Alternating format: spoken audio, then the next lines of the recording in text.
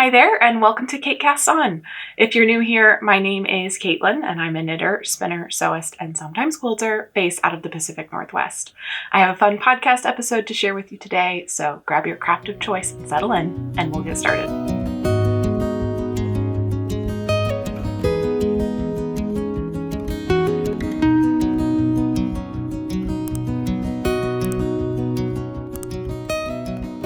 It's been about 3 weeks since I filmed my last podcast episode, and I have some really exciting progress to share with you. A finished sweater, some really nice hand-spun yarn that I completed, good progress on some whips, including 3 new cast-ons, and just a few little acquisitions. So I'm excited to get started. As always, I'll start by sharing what I'm wearing. This is my book club cardigan, which is a pattern by Sari Nordland, and I knit this version up in Cascade 220 Superwash, and I believe the color was Burgundy Heather. I have 2 versions of the book club, and this is the one that feels a little bit more like a cardigan. My other one is a little bit denser. I used hand spun, so it feels more like a jacket and is a bit thicker. So this is just like a nice inside layering piece. I really love the color. It really has some nice little heathering in it, some purple bits and some really vibrant red bits. I knit the sweater up just a few months after pattern release, so it's been a few years since I've made this one, but it's still one of my absolute favorite sweaters, and I pull for it pretty consistently through the cold weather months. So now let's go ahead and get started with finished objects. The first project that I have to share with you is my finished Cove Sweater. This is a pattern by the Knit Pearl Girl. It's this really nice drop shoulder construction sweater with these really beautiful details that I just think make it a little bit more special than your standard sweater. I love the shoulder decreases on the back of this guy. And also it has some decorative decreases that happen on the top of the sleeve that I just think are really beautiful and special. Let's see if you can see that there. That's on the top of your sleeve. So in addition to just like the normal underarm tapered sleeve decreases, they have that little detail as well. And I just think altogether, it just makes a really nice, classic, well-fitting, yet still kind of special drop shoulder stockinette sweater.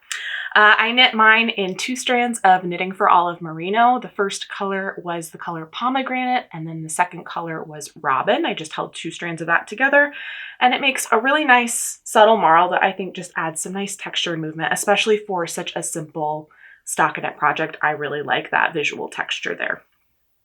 This is actually my second Cove sweater that I've knit using this yarn combination. I loved my first version so much. It's in the really beautiful blue color with also kind of a subtle marl happening that I just wanted a version in a different color. So this was kind of a recreation of that. That being said, there were 2 kind of major modifications that I made between my 2 versions. The first and most prominent one is the neckline. I thought I had knit my neckline on my first version, the blue one, to a good length. It fit really well at first, and then just as I wore it, I felt like the yarn really relaxed and kind of it grew out a little bit more than I was anticipating or would have hoped for. So with this red version, I ended up, I think I picked up a few fewer stitches to start with to kind of keep it a little bit closer to my neck, but I also went ahead and basically doubled the width of this collar. It's a double folded collar, so it's actually twice as long as this, but basically my blue version has about 1 inch of collar fabric before it's folded over, and then this one has about 2 inches before it folds. So all in all, this is like 4 inches of collar just folded in half. And I really like the way that this collar turned out. Blocking, it definitely relaxed a little bit, but pretty much right where I wanted it to go. It's still nice and high and tight on my neck, and I think that this will work out really well.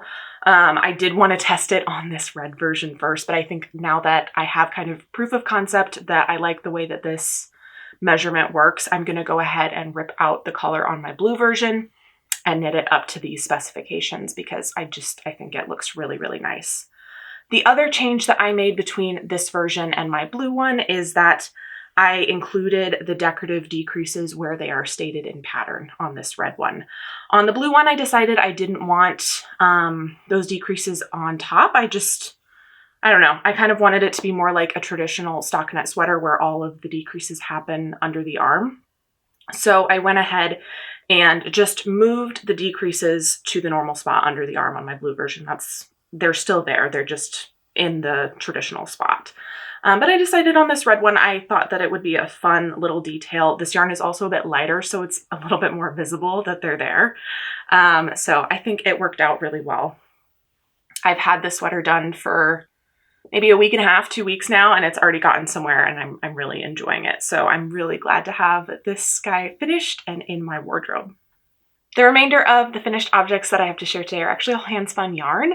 If you caught the last podcast episode, you will know that I came home with a traditional wooden spinning wheel a few weeks ago, and I've been feeling very inspired and motivated to work on some hand spinning. So I have some really exciting updates to share with you. You may also know, if you've caught previous episodes, that I'm working on spinning up yarn for the Stripe Pipe Sweater by Kuruvikika or Veronica Lindberg, and I've made progress on the yarn for that sweater. The first one I finished is one of my contrast colors. This is 100% American Rambouillet from Little Fiber Co., and this is the color Sunshine. I spun this up as a 3-ply worsted spun yarn, and it's kind of like a DK weight for the most part, about 10 wraps per inch. I'm really, really happy with this. It's just like a really nice sunshine, truly yellow, and I think it's gonna go really well with all the colors I have planned for this sweater. So this was the very first one that I finished, and so this first contrast color is checked off, complete, and ready to be knit up. And then I also made a lot of progress on spinning up the yarn for my main color. So I have about 12 ounces of yarn in this really beautiful confetti tweed from Yarn Jam. This is the color Bear on their Shanico confetti tweed base. It is just a really nice off-white color with these rainbow speckles. I know the sun keeps popping in and out of my lighting, so I'm not sure how nice it will show close up, but it's just a really nice off-white with really colorful speckles. So I think it's going to pair really well with all of these really colorful stripes that I have planned. So I have this yellow, and then I'm currently working on a blue that I will show you in a second. I also have a green, and then maybe I will do like a natural colored brown.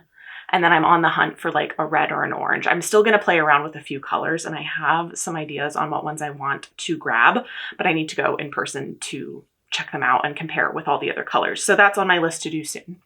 But I'm really pleased with this progress.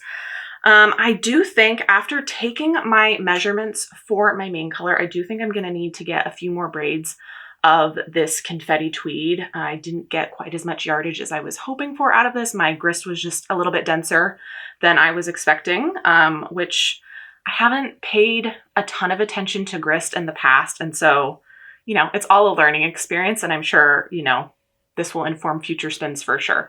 But I think just 1 or 2 more braids will get me to the yardage that I need, and it'll all work out really well. I did enjoy spinning the Shanico, so I'm not mad about that, and it'll work out well. But in the meantime, I'm just excited to have, you know, some real good progress to show for the sweater spin.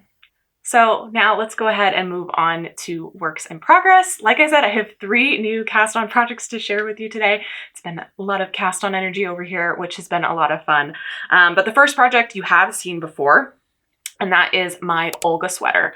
This is a pattern by Petite Knit, and I am using as my main color Coast to Coast Yarn Co. Shanico fingering in the color Red Herring, and I'm holding this double. And then my contrast color is Fiber MacGyver Shanico fingering in the color Pearl. I'm also holding this double. Holding that fingering weight yarn double got me closer to the recommended yarns yardage than ordering the DK options for those yarns, so that's why I did that. And I'm really pleased with the fabric that it's resulting in. It's a little bit more structured, and I think that suits this pattern really well. I've made some good progress since the last time we talked. I think maybe 3 inches or so in the body since the last time I shared it. And then I went ahead and just kind of put on some extensions on my interchangeable cables here and went ahead and picked up stitches for my first sleeve and knit most of the way down the sleeve. I'm almost done with the decreases as stated in pattern.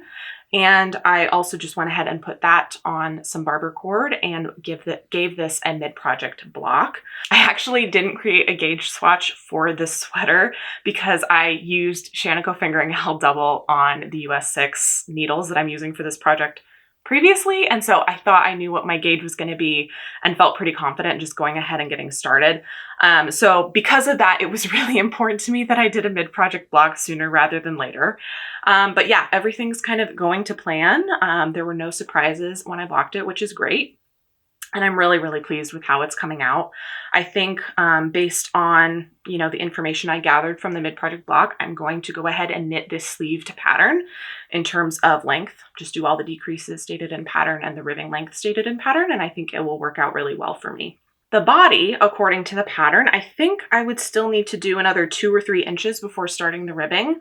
But when I tried this on, I'm actually decently happy with the length. I think I might do another 2 stripes, which is about 1 inch, and then go into ribbing on the body. And I think that length will work out well for me. So yeah, it's always nice when, you feel like you have a little bit more progress than you thought you did. The only modification that I have made to this pattern is to the neckline. And I added this really cute little welt before I started the ribbing on the collar. This was actually something that I planned on before I started the project. I follow Sophia Knits Things on Instagram, and she has a really great tutorial on how to do this. And she showed it on an Olga sweater. So I thought it looked so cute for this sweater. I thought it fit it really well, and I wanted to give it a try for my version. So yeah, I went ahead and made that modification. And that tutorial was really, really helpful, and I just think it adds a nice little touch there. But really, I think this sweater is pretty much smooth sailing from here. We don't have much left to go. I think I could finish this first sleeve in a day pretty easily. My next sleeve would be probably 2 or 3 days, and then the body another maybe again 2 or 3 days. So not that much more left to go. And I'm feeling really, really good about it. So I'm excited to get this one in my wardrobe too and have something just really bright and cheerful for the remainder of winter and early spring. The rest of my works in progress are new casts on, so I'm really excited to dive into those with you. My first one is my 1988 cardigan by Hannah Kim. This is a top-down crew neck cardigan with this really, really beautiful Fair Isle collar work. Really love it. And it has steek seams throughout. So it's really interesting, the construction of this. Actually, it has a contiguous or European style shoulder construction where you pick up stitches for your sleeve on the front and back panels like while you're still working them. So it kind of ends up working up like a raglan, but it looks like a set-in sleeve. It's been really enjoyable. Actually, the only other steeked project that I have made was bottom up. So it's really interesting kind of seeing how this one is constructed. I also feel I have just separated for sleeves. So I feel like the hard part's over and it's smooth sailing from here, which is really nice and kind of a relief. I am using the recommended yarn from the pattern, which is Biche Bouche Les Petites Lambs Wool, and I have 5 colors here. My main color is dark gray brown. The primary contrast color is medium gray beige, and then these 3 are kind of peppered throughout. There's red brown, soft gold, and soft blue green. Thankfully, this was like my original plan and it worked out well. I wasn't totally sure until I swatched it up, but I think the colors worked out really well. I did change kind of the color distribution from what is stated in pattern. Typically, you would have more of this primary contrast color than I do. And then I also kind of just switched where some of the other colors went.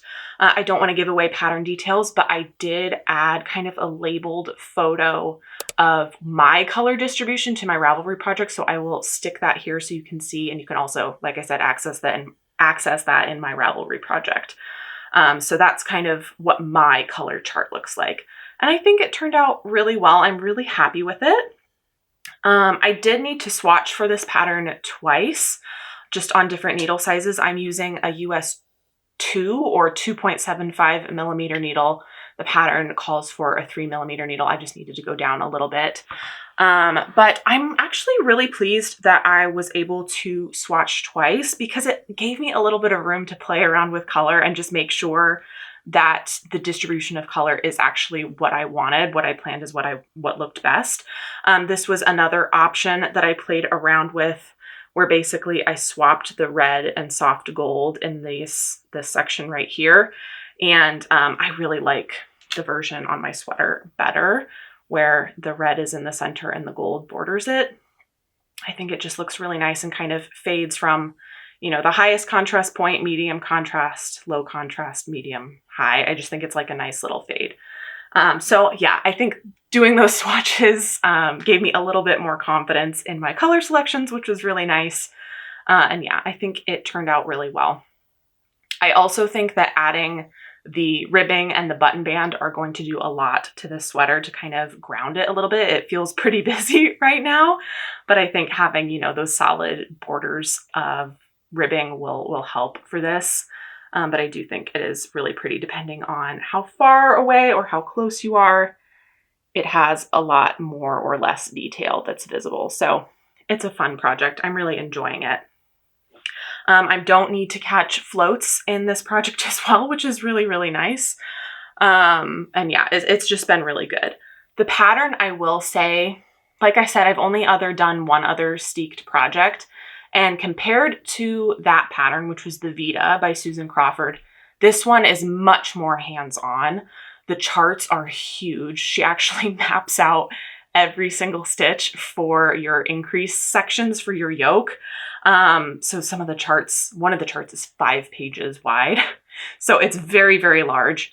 And really holds your hand in terms of that. Whereas the Vita just has one simple chart for the whole pattern. And you just kind of have to keep track of your increases and decreases and figure it out for yourself, versus this one really shows you what to do. So depending on your confidence level or what you prefer, that may be a good or bad thing. It just took some getting used to for me, for sure, but it was nice. Also, another thing about this pattern that I actually really enjoyed was that she gave very specific instructions on how to swatch. She tells you exactly how many stitches to cast on and gives you a swatch chart. The swatch ends up being pretty wide, a little bit more than 16 inches wide. And you actually knit it on a 16-inch circular in the round like this. You don't need to carry your yarn or anything like that. You just knit a little tube like this. And then there is a steek seam that you just go ahead and cut open and block it, and there's your swatch. So that was kind of nice to not have to have a bunch of loose yarn floating or anything like that. I also got to kind of get a feel for how this yarn likes being cut up, like how toothy it is and stuff like that, on something like a swatch that is much more low risk. So that now when I go into cutting open the steek seams on this one, I just felt a lot more confident. I actually already cut open steek seams on this sweater. There is a steek seam along the inside of the curve of the front collar. So like right here, there's a steek seam. And then there's also steeks where you pick up stitches for your sleeve right there. So I've actually already cut open steeks on this. And that was a really interesting construction method too. But yeah, like I said, I'm pretty sure I'm through the hardest parts of this, and it's kind of smooth sailing from here. The charts are really easy to kind of get a hang of, and maybe not memorize, but like pretty much memorize.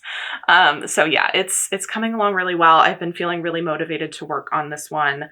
The yarn feels really great. I'm just excited. This has been a really fun project and has just reinforced that I really love working on these Fair Isle style colorwork projects, and I'm excited to add more of them to my wardrobe. My next work in progress is a pair of socks. You might know, if you've seen past episodes, that one of my goals for 2026 is to grow my hand knit sock collection. In 2025, I feel like I really perfected my custom sock fit, and so now I just want a lot of pairs of socks that fit really well. So this is my first pair for the year. I'm really, really excited. It's a simple 3x1 rib sock. This first one is done and I gave it a quick steam block, so hopefully you can see it a little bit better. It has stockinette on the bottom of the foot, a slip stitch reinforced heel, but the 3x1 continues on the top of the foot. I'm knitting these using Zauberball Crazy in the color 1507 or Herbstwind, I think it's pronounced. Forgive my bad German pronunciation. A really kind German viewer confirmed for me that the color is 1507 from last time and told me that Herbstwind means like autumn storm, autumn wind, which is really, really fun. I love the color in these. This second sock that I'm currently working on, I think is going to have a lot less red in it, based on where it's at currently, and then like the next colors in the ball of yarn. There's some blue that I have to get through before there's red again. So there might be some red down by the toe, but I think it will be a little bit more of a blue sock than this one is. And that's okay. It's Zauberball crazy. You just roll with it. But it's a really, really beautiful color. This first sock fits really well. And yeah, it's just a nice, it feels very woolly and good. They're still like super wash wool. It's still machine washable technically, which I prefer my socks to be able to go into the wash if possible. So that's really nice, but it feels a little bit more sturdy, I feel like, than some of the hand-dyed sock yarns I've used, and just feels really, really nice. So I would love to use more Zauberball Crazy this year than this pair, get some other fun colors and do some more of these things because I just think it's so fun. But yeah, making good progress on it. Let's see. I'm technically right there on my second one, or pretty dang close to it. So I just have to do this remaining amount where you see the light bulb stitch markers. And it could go pretty fast if I get in the mood to just work on some socks for a while. This last weekend, I did get really in the mood to work on socks, finished this first one and made all this progress here. So if that continues, these could be done in the next day or two. But yeah, the first of many socks to come in 2026. My last knitting work in progress is my newest Jaunty shawl. This is technically my third one, but this one is going to be the largest that I do, and it's also my entry for the Jaunty spin along that's going from now, I think, until June. So it's been a lot of fun to get going and get cast on.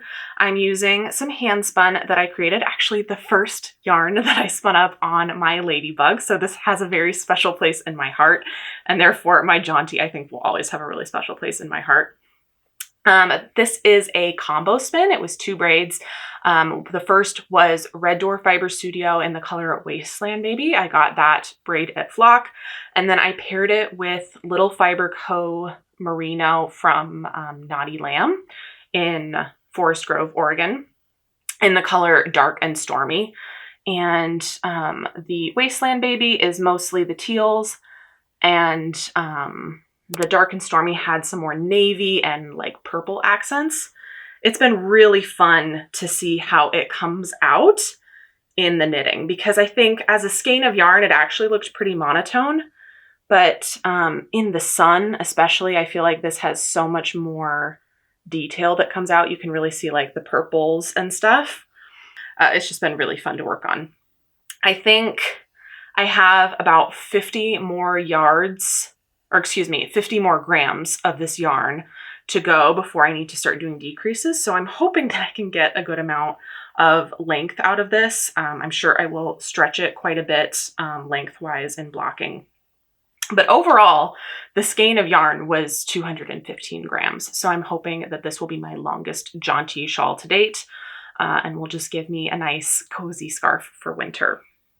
But yeah, it's been a lot of fun to work up, just making a few rows of progress every day. It's a nice, simple shawl, easy to do while I'm watching TV or whatever. So it's just been really nice, and also really fun to see all the other Jaunties that people are knitting right now as part of the knit along, spin along. The last work in progress is a spin that's currently in progress, and this is also for my stripe hype sweater.